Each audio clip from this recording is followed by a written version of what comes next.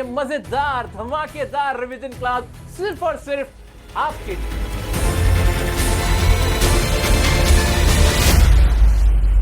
मेरे प्यारे दोस्तों, रिवीजन शुरू करने से पहले आप एक कॉपी और पेन लेके बैठ जाएं। जो मैं आपसे कहूं ना लिखने के लिए, बस वो लिखते जाना और एंजॉय करना क्लास को। भाई हमारा पहला चैप्टर है दी लास्ट लेसन। जैसे कि इसके नाम से ही पता चल रहा है, लास्ट लेसन यानी आखिरी लेसन। अब ये ना आप बहुत आसानी से कनेक्ट कर सकते हो। आप भी क्लास 12th में हो, उसके बाद आपका स्कूल खत्म हो जाएगा, आपकी भी कोई आखिरी क्लास आखिरी लेसन तो हुआ ही होगा ना। बिल्कुल वैसा ही इस चैप्टर के अंदर एक लड़के के साथ है, वही कहानी है। तो हम कोई भी जो चैप्टर रिवाइज करेंगे ना, उसमें हम एक स्ट्रेटेजी यूज करेंगे। उस स्ट्रेटेजी का नाम है पहले मोटा मोटा और फिर छोटा छोटा। हाँ जी, पहले मोटा मोटा देखते हैं कि कहानी है क्या।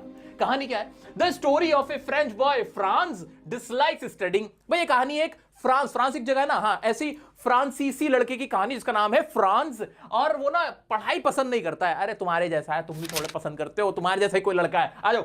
Hates his French teacher M Hamel. अब टीचर का नाम क्या है? M Hamel. उनसे वो नफरत करता है क्योंकि वो बिल्कुल पसंद नहीं करता उनको, उसे पढ़ने का शौक ही नहीं है। आ जाओ। One morning he was in fear, didn't learn rules of participle. अब participle जैसे इंग्लिश में होते हैं ना, ऐसे फ्रांस लैंग्वेज में भी होते हैं, फ्रेंच लैंग्वेज में भी होते हैं। तो एक बार ना, एक सुबह ना, वो स्कूल जाते हुए डर रहा था क्योंकि उसने होमवर्क नहीं किया हुआ था, उसको उसका डर लग रहा था। फिर क्या होता है? रीच्ड स्कूल जाता है, फाउंड फ्रेंच इज बैन। और उसे पता चलता है, जब स्कूल जाके पता चलता है कि यहां तो अब फ्रांसीसी भाषा पे प्रतिबंध लगा दिया गया है। हिटलर के जमाने की बात है ये। तो इस साल का PWNSAT आ गया है, इंडिया का सब। यहां तो अब फ्रांसीसी भाषा पे प्रतिबंध लगा दिया गया है। हिटलर के जमाने की बात है ये। आगे आ जाओ। M Hamel blamed everyone for not learning French. फिर क्या होता है इसके अंदर? फिर जो एम हैमिल जो टीचर हैं, वो क्लास में सबसे पेरेंट्स से और बच्चों से कहते हैं कि भाई देखो, पहले तुम पढ़े नहीं और अब ना तुम्हारी फ्रेंच भाषा पर ही प्रतिबंध लग गया, अब तुम पढ़ सकते नहीं। तो ये उन्होंने इसमें बताया। फिर आगे क्या होता है?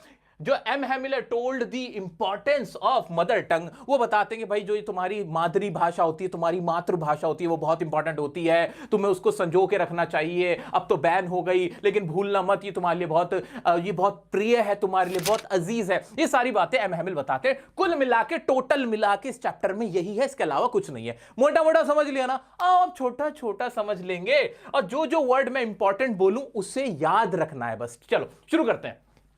This is the story of A French boy named France. ये तो हमें पता है कि फ्रांस जिसे बोल सकते हैं हम, फ्रांस नाम के एक लड़के की, फ्रांसीसी लड़के की कहानी है ये। ही डिसलाइक्स स्टडिंग फ्रेंच। उसे फ्रेंच पढ़ना पसंद नहीं था। डिसलाइक वर्ड इंपॉर्टेंट है, याद रखना है। क्या डिसलाइक करता था फ्रांस? फ्रेंच भाषा को डिसलाइक करता था। हेट करता था किसको? अपने टीचर को, एम हैमिल को। आगे बढ़ते हैं। One morning he was in great dread of scolding.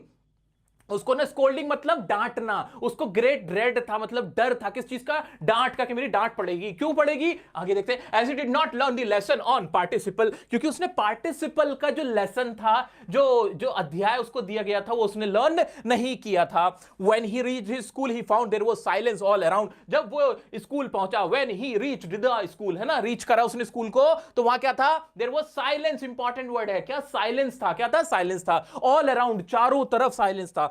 The students sat at their desk silently. बच्चे ऐसे डेस्क पे बैठ के साइलेंटली बैठे हुए थे, मुंह लटके हुए थे, कोई कुछ नहीं बात कर रहा था। M Hamel did not scold Franz for coming late. और एम हैमिल ने भी नहीं, उसे डांटा नहीं कि वो लेट क्यों आया था। ये बहुत पहली बार ऐसा हो रहा था। तो अभी जैसे ही आप लोग सोचोगे लास्ट लेसन चैप्टर के बारे में, तो क्या क्या वर्ड याद आ रहे हैं? कि एक तो फ्रांस था, एक एम हैमिल थे, है ना, एक फ्रेंच जो लैंग्वेज थी वो डिसलाइक करता था फ्रांस, वो हेट करता था एम हैमिल को, है ना, कुछ ऐसा ऐसे याद आ रहा है। उसको बहुत ज्यादा क्या था? फियर था। किस चीज का? स्कोल्डिंग का, क्योंकि उसने पार्टिसिपल पे होमवर्क नहीं किया था, लर्न नहीं किए थे रूल्स ऑफ पार्टिसिपल। और जब वो स्कूल पहुंचा, सब कुछ क्या था? वहां silence.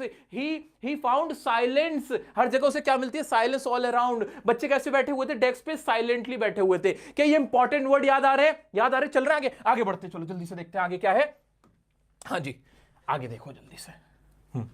He was wearing his beautiful dress which he never wore except on inspection and prize days. और जो एम हैमिल थे ना, वो बड़ी ब्यूटीफुल ड्रेस पहने हुए थे, जो वो सिर्फ प्राइज के दिन, जिस दिन प्राइज बांटने होते थे, तब वो पहनते थे। वो वाली उन्होंने ड्रेस पहनी हुई थी। Villagers were also present in the class. जो विलेजर्स थे गांव वाले, वो भी वहां पे प्रेजेंट थे। Everybody looked very sad in the class. अब सीधी सी बात है, फ्रांसीसी भाषा पर बैन लगा हुआ होगा तो सब उदास ही तो बैठेंगे, हंसी ठिठोली तो कर देंगे, अरे वाह मजा आ गया, बैन लग गया, अब नहीं पढ़ना पड़ेगा। ऐसा नहीं होता है, ठीक है। आ जाओ। विलेजर्स वर ऑल्सो, वो वहां पे भी थे, सब लोग सैड दिखाई दे रहे थे क्लास में। Then M Hamel told that, M Hamel ने बताई वजह कि सब शांत क्यों बैठे, हुआ क्या है।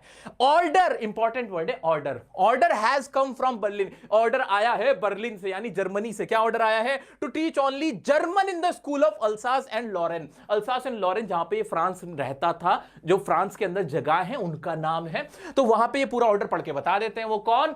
एम हैमिल। कौन है वो एम हैमिल? कौन है? टीचर है। कौन से टीचर है? फ्रेंच टीचर है, वो बता देते हैं। Alsace and Lorraine, important word याद रखो, अल्सास एंड लॉरेन, ये याद रखना है। Order has come from Berlin, मेरे साथ साथ बोलो, बोलो, हम रिवीजन कर रहे हैं, बोलो बोलो मेरे साथ। Order, an order has come, order आया है, हैज कम फ्रॉम, कहां से? बर्लिन से आया। That only German will be taught in France, कि सिर्फ जर्मन ही पढ़ाई जाएगी फ्रांस में, अल्सास एंड लॉरेन में, ठीक है। Franz got shock to hear this news, वो शॉक हो गया। कौन? फ्रांस।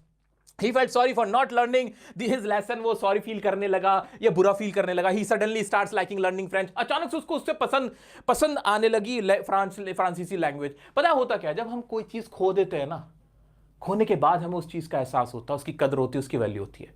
जब तक कोई चीज हमारे पास होती है तब तक हम उसकी कदर नहीं करते, जब हम उसे खो देते हैं तब हमें उससे बहुत मोहब्बत होने लगती है, तब हमें उसकी कदर होती है, हमें लगता है काश ये वापस आ जाए। वही उसके साथ हो रहा था। आ जाते हैं फिर।